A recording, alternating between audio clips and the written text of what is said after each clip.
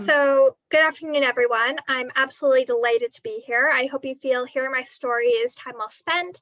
I know all of you have your own stories and your own lessons learned over time.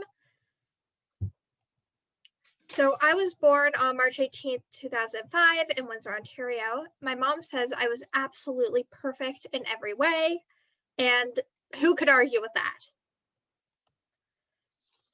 I did everything I was supposed to at all the right ages, although I obviously don't remember. I hear it was pretty fun and uneventful for the first 2 or 3 years of my life.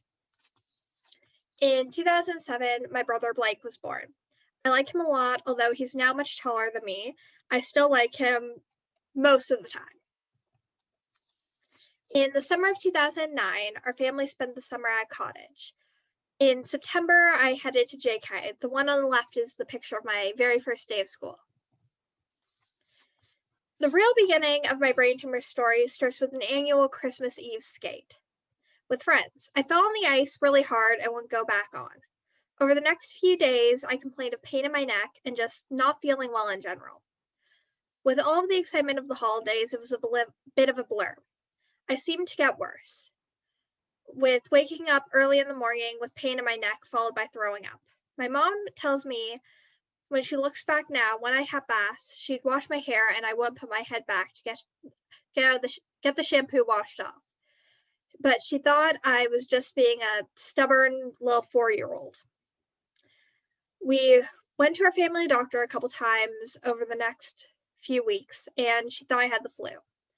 My mom started to get more concerned when she realized my brother Blake, who was only two, and she was cleaning up vomit every day, and no one else was getting sick. She also noticed I was walking as if I was dizzy and tired most of the time. One day, she had enough and took me to ER. After an X-ray ruled out any issues from the fall on the ice, we were told they would follow up with an MRI very soon. I went for the MRI 1 week later and remember receiving a certificate. The MRI technician told me I would glow in the dark, and I was very disappointed when I didn't. We stopped to get ice cream on the way home, and at 5 o'clock the same day, my mom received a phone call from the pediatric oncologist on call. She told her that there was a very large mass in my brain, specifically in my cerebellum. There was an ambulance ready to take me to London, and we need to get to the hospital right away. I'm pretty sure I slept for most of the ambulance ride. Within 36 hours of the phone call, I went from eating ice cream to this. We arrived in London, and they were surprised with the size of the tumor. I was not experiencing seizures. The plan was to try for total removal of the brain tumor. The surgery was scheduled for the next day. I had a 16-hour brain surgery, which was followed up with another MRI to make sure that the tumor was removed. It wasn't. I was scheduled to go for a second brain surgery, which took 6 hours. After that, they were confident they had removed the whole thing. This is an image taken years later when I was about 10 or 11 of my brain showing the location of the brain tumor. That spot is now empty. We stayed in the hospital for most of the winter. My brother and dad lived at Ronald McDonald House. I stayed in the hospital with my mom. Once I was out of critical care, which was about 2 weeks, Blake could finally be with us again. At the hospital, I had physiotherapy, occupational therapy, and music therapy.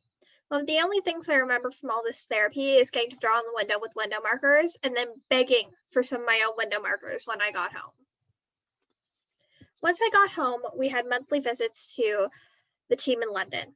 MRIs every 3 months for 18 months. Now I go once a year, and I can share with you all the good news that things are still stable as of August this year. I went back to school, and the class had to Build-A-Bear come and welcome me, even though my mom thought I had way too many. Within 9 months of my first MRI, this was our family. Pretty much back to normal. Right away, we got connected with the Brain Tumor Foundation of Canada, and it's been like a family to me. The foundation has allowed us to give back, and this is me at our first brain tumor walk in Windsor. We now participate every year and have raised over $250,000 over the years. The survivor shirt has taken on major importance to me. I realized that being a survivor is an honor. and the walk allows us to work towards a future where everybody survives a diagnosis. Eventually, you settle in, realize you don't have brain surgery, leave the hospital, and head back to school and just carry on.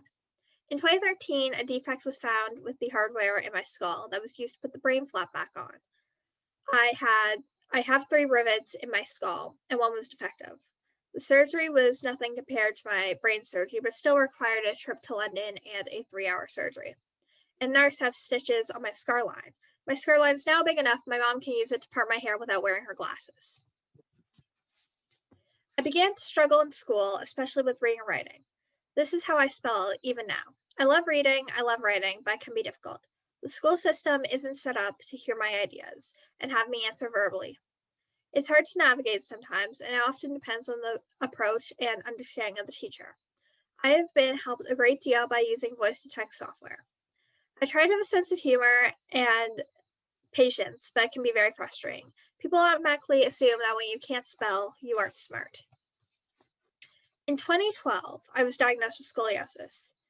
Many experts have been asked, and although there is no concrete evidence to suggest that the brain tumor and scoliosis are related, my team of specialists have not yet ruled it out. Of those of you out there who are dealing with a brain tumor diagnosis, you may relate to it being a complicated and often involving other health issues. Scoliosis is a curvature of the spine. You can see on the left my spine at diagnosis, and the one on the right is my spine just before surgery. For 4 years in between, I wore a brace for 18 hours of the day. It was very hot and very uncomfortable. In July 2017, I had a spinal fusion surgery. It was very painful and took over a year to fully recover. I know I have perfect posture and a very straight line from my head all the way to the base of my back. In grade 3, some friends and I started Glare Glam. Although we do the annual brain tumor walk to raise funds, I wanted to do something to bring awareness to brain tumors and raise money. Our school allowed us to at recess to do glare tattoos for a toonie. COVID has put a stop to this for now, but we've raised over $7,000. Mind you, this is only in toonies. And raised a lot of awareness. I would invite people around the school by going to the classes and sharing my story. I'm very lucky to have so many friends that support my cause. After my back surgery, I continued with my dance group, and they would dance at our Windsor Brain Tumor Walk. Siblings are important when you have health challenges. I want to give a national shout out to my little brother, but not in size, Blake, who's lived at Ronald McDonald House, heard difficult news, and worried about me. Sometimes I think the harder role is watching the person you love be in pain. I'm grateful to say that I've just started grade 11 at Walkerville Collegiate Institute in Windsor. After spending the summer working as a historical animator at Fort Malden in Amherstburg, the job requires a lot of interacting with the public and talking and firing a musket. However, no writing, therefore it's the perfect job for me. And last fall, I was honored to be the recipient of the Outstanding Youth Volunteer Achievement Award. It's nice to be able to give back to an organization who has supported me in so many ways. I'm one person, and this is one story that has shaped and continues to shape my life. And you will have your own experiences, challenges, and celebrations that will shape yours. Whatever you choose to do, make it your own and do it well. Thank you. I'm happy to answer any questions you might have.